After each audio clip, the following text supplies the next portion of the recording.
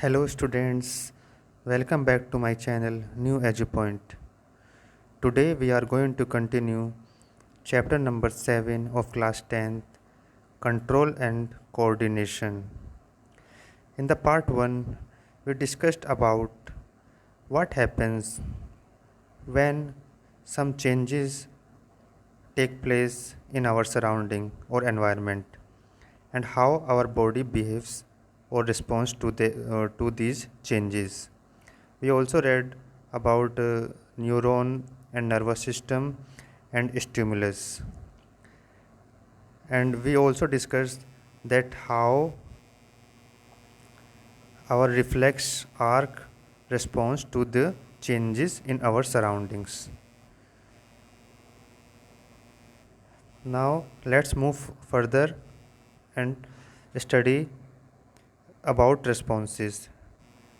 Responses are of three main types: voluntary response, involuntary response and reflex action. Okay बच्चों, responses जो होते हैं basically main three types के होते हैं: voluntary, involuntary, reflex action. Voluntary responses क्या होते हैं? ऐसे रिस्पॉन्सेज जो हम खुद अपनी इच्छा से कंट्रोल कर सकते हैं, अपनी विल से जिसे हम कंट्रोल कर सके, ऐसे रिस्पॉन्सेज को बोलते हैं वॉलंटरी रिस्पॉन्सेज. और ये कंट्रोल किससे थ्रू होते हैं? हमारे कंट्रोल बाय फॉर ब्रेन. हमारे ब्रेन का जो अगला हिस्सा होता है, आगे का हिस्सा होता है, उससे ये रिस्पॉन्सेज कंट्रोल होते हैं. जैसे एग्जांपल टॉकिंग, राइटिंग, ठीक है, ईटिंग. दीज आर और एग्जांपल्स ऑफ वॉलंटरी रिस्पॉन्सेज.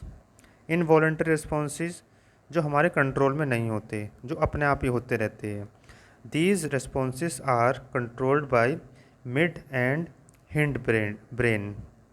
जो हमारे ब्रेन का मिड यानी बीच वाला और पिछला हिस्सा होता है, वो इन एक्शंस को कंट्रोल करता है. Examples: heart beat, vomiting, regulation of heart beat. Next है बच्चों रिफ्लेक्स एक्शन. रिफ्लेक्स एक्शन क्या होता है? जो एक्शन हमारे सराउंडिंग से एनवायरनमेंट में जब भी कोई चेंज होता है तो उस चेंज के अकॉर्डिंग हमारी जो बॉडी है जैसे रिस्पॉन्स करती है, रिएक्ट करती है. ऐसे चेंज जो होते हैं, ऐसे चेंजेस जो होते हैं, ऐसे एक्शन जो होते हैं, उन्हें रिफ्लेक्स एक्शन बोलते हैं. और these are controlled by spinal cord. Example: withdrawal of hand on touching a hot object. ठीक है बच्चों, तो ये बेसिकली थ्री टाइप्स के रिस्पॉन्सेस होते हैं. Now let's talk about human nervous system. Human nervous system जो होता है बच्चों, बेसिकली थ्री पार्ट्स से मिलकर बना होता है.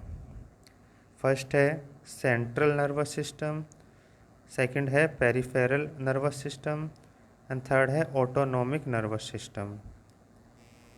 सेंट्रल नर्वस सिस्टम जिसे शॉर्ट में सीएनएस बोलते हैं, पेरिफेरल नर्वस सिस्टम पीएनएस भी बोलते हैं, ऑटोनॉमिक नर्वस सिस्टम जिसे एएनएस बोलते हैं. सेंट्रल नर्वस सिस्टम के भी तो टू पार्ट्स होते हैं. सेंट्रल नर्वस सिस्टम भी टू मेन कंपोनेंट से मिलकर बनता है. फर्स्ट है ब्रेन एंड सेकंड है स्पाइनल कॉर्ड. ब्रेन और स्पाइनल कॉर्ड मिलकर आपस में सेंट्रल नर्वस सिस्टम को बनाते हैं.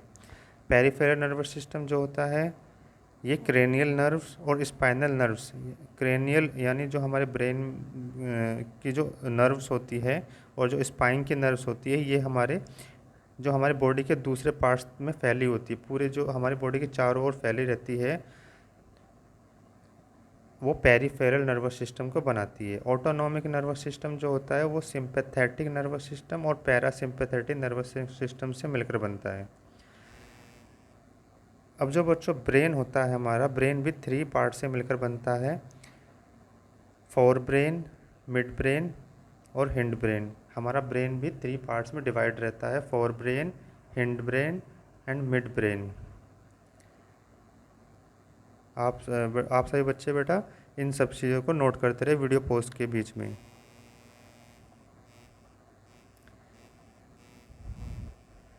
Now let's talk about human brain. Human brain has three major parts or region: forebrain, midbrain and hindbrain. Forebrain क्या होता है बच्चों? द मोस्ट कॉम्प्लेक्स और specialized part of the brain is cerebrum और forebrain. ठीक है बच्चों, जो ब्रेन का सबसे मोस्ट कॉम्प्लेक्स और स्पेशलाइज्ड पार्ट होता है वो होता है फोरब्रेन, और इसे सेरेब्रम भी कहते हैं, और सबसे बड़ा पार्ट यही होता है। ब्रेन का सबसे बिगेस्ट पार्ट यही होता है, और इसके फंक्शन क्या क्या होते हैं? बेसिकली हमारी बॉडी के जो मेजर फंक्शन होता है ये फोर ब्रेन ही कंट्रोल करता है। फर्स्ट है जैसे thinking part of the brain जो भी थिंक करता है, हमारे ब्रेन में जो भी थॉट्स आती है वो यही परफॉर्म करता है। सेकंड है कंट्रोल द वॉलंटरी एक्शन, हमारे वॉलंटरी एक्शंस को भी कंट्रोल करता है। थर्ड है स्टोर इन्फॉर्मेशन, हमारी जो मेमोरीज बनती रहती है उन सभी मेमोरीज़ को स्टोर भी, ये सारी जो मेमोरीज होती है वो भी स्टोर फोर ब्रेन में ही होती है। फोर है बच्चों सेंटर एसोसिएटेड विद हंगर, हमें जब भी जब भी हम हंगरी फील करते हैं, हमें भूख लगती है, तो वो मैसेज भी हमारे फोर ब्रेन में ही जाता है। फिफ्थ है बच्चों receives sensory impulse from various part and integrates it. ठीक है, हमारी बॉडी में जो सेंसरी इम्पल्स आते हैं वो सारे इम्पल्सिस को फोर ब्रेन ही रिसीव करता है, और उन सारे सभी इम्पल्सिस को इंटीग्रेट भी करता है, जोड़ने का काम भी करता है। ठीक है, तो ये सारे फंक्शन हमारे फोर ब्रेन करता है, जिसको सेरेब्रम भी कहते हैं। नेक्स्ट है बच्चों मिड ब्रेन। मिड ब्रेन में जो बेसिकली दो पार्ट्स होते हैं, hypothalamus and pituitary glands. Hypothalamus और पिट्यूटरी ग्लैंड मिलकर हमारे ब्रेन का मिड ब्रेन बनाते हैं। हाइपोथैलेमस क्या करता है? ये केमिकल कोऑर्डिनेशन का फंक्शन करता है। हमारी बॉडी में जो केमिकल जो रिलीज होते हैं उनका जो बैलेंस है, वो बैलेंस बनाने में हाइपोथैलेमस का रोल इम्पोर्टेंट होता है। नेक्स्ट है बच्चों पिट्यूटरी ग्लैंड। पिट्यूटरी ग्लैंड जो होती है बच्चों, ये इसे मास्टर ग्लैंड भी बोलते हैं, जो हमारी बॉडी में बहुत सारे हार्मोन्स को सिक्रेट करती है। हमारी बॉडी में जो डिफरेंट फंक्शन को परफॉर्म करने के लिए जो हार्मोन्स रिलीज होते हैं, बेसिकली वो पिट्यूटरी ग्लैंड से ही रिलीज होती है, और जिसे मास्टर ग्लैंड भी क्या कहा जाता है। नेक्स्ट है बच्चों हिंड ब्रेन। हिंड ब्रेन भी थ्री पार्ट से मिलकर बनता है, cerebellum, medulla and pons. Cerebellum, medulla and pons. Cerebellums क्या करता है? Cerebellums controls posture and balance. Cerebellum जो होता है हमारी बॉडी के पोस्चर को और बैलेंस को कंट्रोल करता है। सेकंड है control precision of voluntary actions.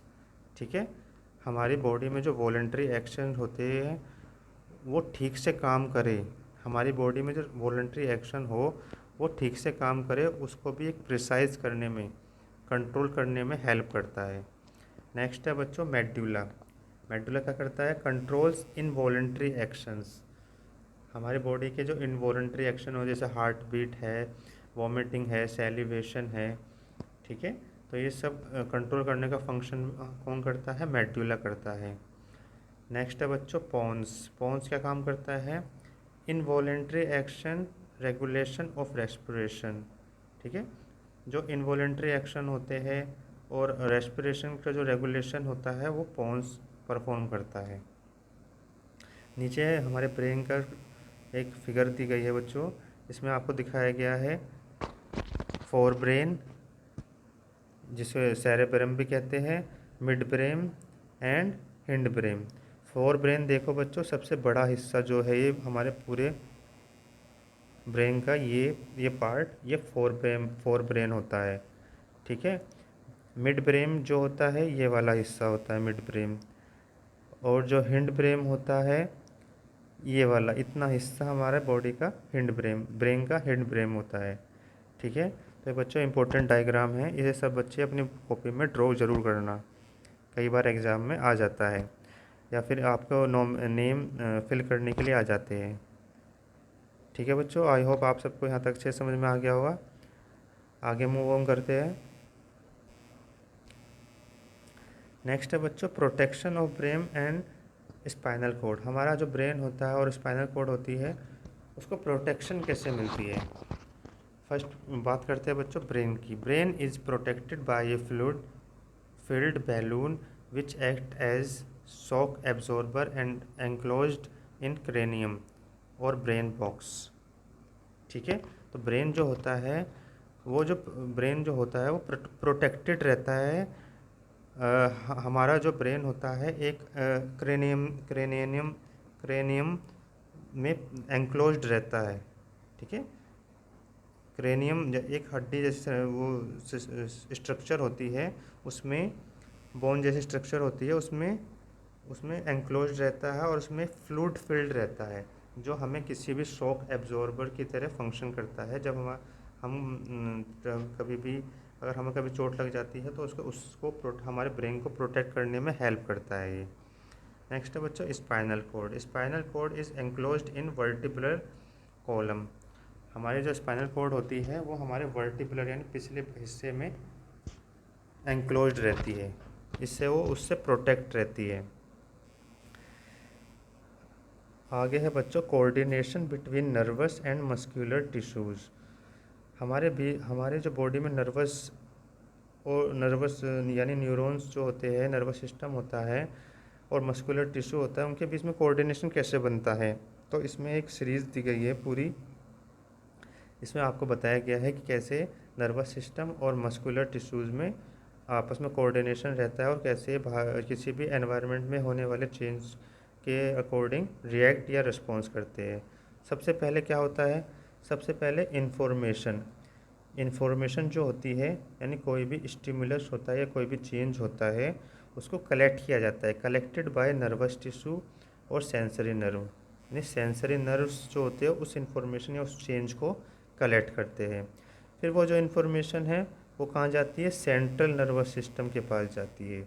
ठीक है, सेंट्रल नर्वस सिस्टम के पास वो इन्फॉर्मेशन जाती है या कोई भी चेंज है वो वहाँ तक पहुँचता है। फिर जो भी वो इन्फॉर्मेशन है उस इन्फॉर्मेशन को वहाँ पे प्रोसेस्ड किया जाता है। ठीक है, इन्फॉर्मेशन प्रोसेस्ड यानी उसके ऊपर काम किया जाता है कि वो इन्फॉर्मेशन किस तरह की इन्फॉर्मेशन है।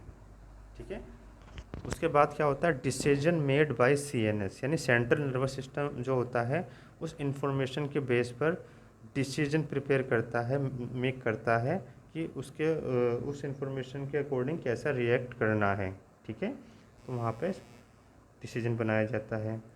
फिर जब डिसीजन क्लियर हो जाता है तो वहाँ से जो मैसेज होता है वो मसल्स को पास कर दिया जाता है। हमारी बॉडी की जो मसल्स होती हैं उन मसल्स तक वो मैसेज पहुँच जाता है। ठीक है, फिर क्या करते हैं, जो हमारी मसल्स होती है change in shape and arrangement of proteins.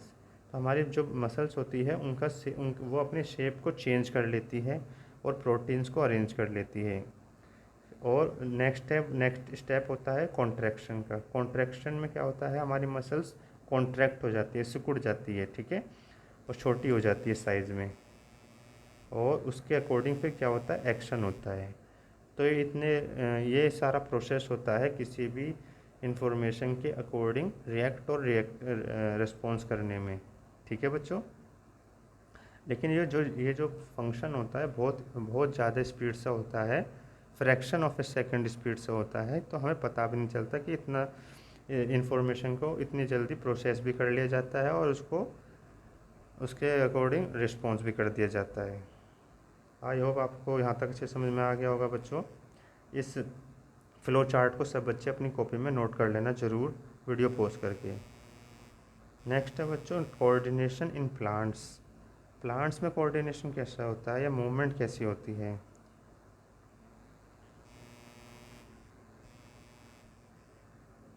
जो प्लांट्स में मूवमेंट होती है टू टाइप्स की होती है। फर्स्ट है मूवमेंट डिपेंडेंट और ऑन ग्रोथ। नेक्स्ट है बच्चों मूवमेंट इंडिपेंडेंट ऑफ ग्रोथ, यानी ऐसी मूवमेंट जो ग्रोथ पर डिपेंडेंट रहती है और ऐसी मूवमेंट जो ग्रोथ पे डिपेंड नहीं रहती है, ग्रोथ से इंडिपेंडेंट रहती है। तो पहले बात करते हैं बच्चों movement dependent of on growth. तो जो मूवमेंट डिपेंडेंट ऑन ग्रोथ होती है बच्चों वो ट्रॉपिक मूवमेंट होती है। ठीक है, यानी एक तरह से डायरेक्शनल मूवमेंट होती है, यानी उनके सराउंडिंग में जैसा स्टिमुलस होता है या कोई भी चेंज होता है, उसके रिस्पॉन्स में जो मूवमेंट होता है उसे बोलते हैं ट्रॉपिक मूवमेंट। ठीक है, अब जो अपने सराउंडिंग्स में कोई भी चेंज हो, या चेंज को क्या बोलते हैं हम, स्टिमुलस स्टिमुलस। ठीक है, उसके रिस्पॉन्स में जो चेंज होता है, जो मूवमेंट होती है, उस मूवमेंट को बोलते हैं ट्रॉपिक मूवमेंट।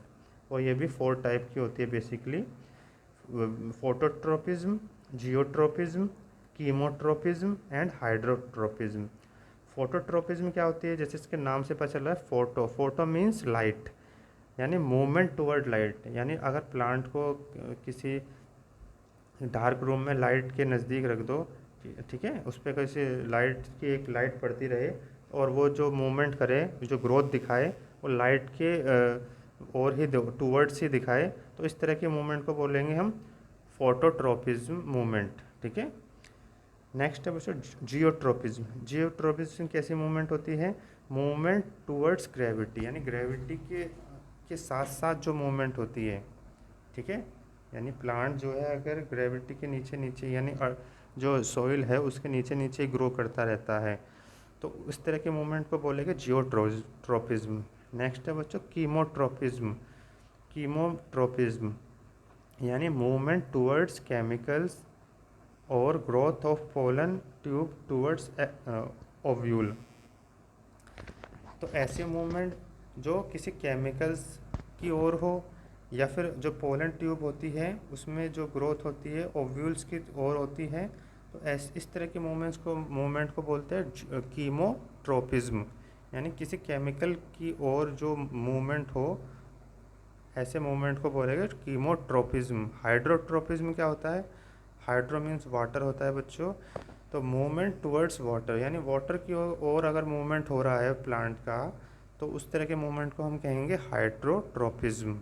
ठीक है बच्चों, तो ये 4 टाइप्स की मूवमेंट होती है प्लांट्स में, जो डिपेंडेंट रहती है ग्रोथ पर। नेक्स्ट है बच्चों मूवमेंट इंडिपेंडेंट ऑफ ग्रोथ, यानी जो ग्रोथ पर डिपेंडेंट नहीं रहती, यानी इमीडिएट रिस्पॉन्स टू स्टिमुलस, यानी जो स्टिमुलस जो भी होता है उसको इमीडिएटली रिस्पॉन्स करती है। एग्जाम्पल है जैसे dropping of leaves of touch me not plant on touching it. आपने देखा हो टच मी नॉट प्लांट, जो छुई मुई का प्लांट होता है, उसको आप टच करते हो जो, तो उसकी लीव्स जो होती है क्लोज हो जाती है, अपने आप ही बंद हो जाती है। तो इस तरह की जो मूवमेंट होती है वो ग्रोथ से रिलेटेड नहीं होती बिल्कुल भी। तो इस तरह के मूवमेंट को होती है मूवमेंट इंडिपेंडेंट ऑफ ग्रोथ। ठीक है, तो बेटा आप सब बच्चे इस चार्ट को नोट कर लेना अपने कॉपी में वीडियो पॉज करके। आई होप आप सबको यहाँ तक अच्छे समझ में आ गया होगा बच्चों। ठीक है, इसके आगे का हम नेक्स्ट क्लास में कंटिन्यू करेंगे। अगर आपके कोई क्वेश्चन, कोई डाउट होता है, आप मुझे कमेंट बॉक्स में मैसेज करके पूछ सकते हैं। Thank you very much, see you again.